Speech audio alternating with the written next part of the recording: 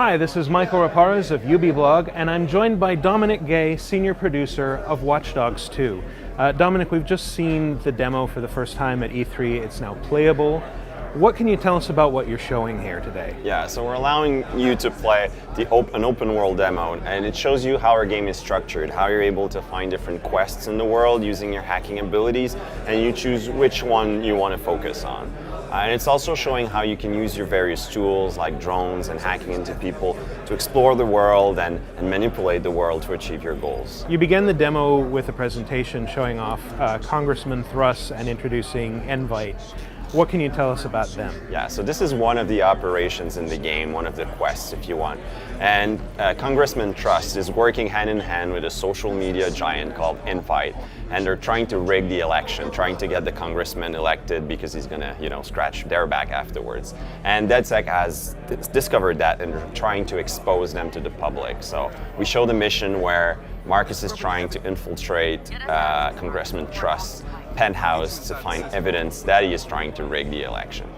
So these aren't the big bads, they're just one of several. They're one of several, and as the player unveils those various crooked people, he's getting closer to what he's looking for.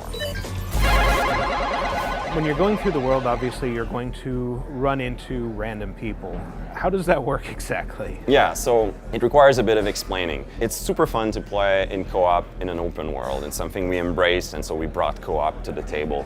But we think it's even more fun if you blend it seamlessly in the single player. So the way that works is, as you're playing in the game, you're going to see other players in your city, and you don't have to interact with them, they're just there. From their perspective, they're seeing you in their city.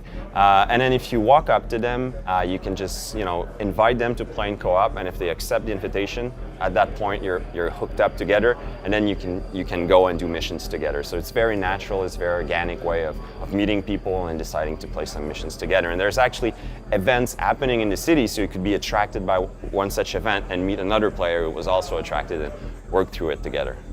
Do you have a favorite part of the Bay Area that you've created here? That's a good question. Honestly, I'm attached to all the different parts. I mean, I like San Francisco because it's vibrant, and I like the hills and the vistas you have, and I like the people and the spirit that we've created in it. But I love Marine because it's a completely different sandbox. It's cool to do ATV in the mud, and it's a completely different feel. And then I like Oakland because it's also a big city, and it's nice and varied and beautiful. And in Silicon Valley, it's completely different. But what I like about it is the tech campuses that we build and how we try to build those big HQ of tech companies that are present in Silicon Valley. So one final question, when is Watch Dogs 2 coming out? Yeah, so Watch Dogs 2 is coming out worldwide on November 15 for PS4, Xbox One, and PC. Click here to watch the entire world premiere video. Subscribe to our YouTube channel and be the first to see new trailers and behind-the-scenes action.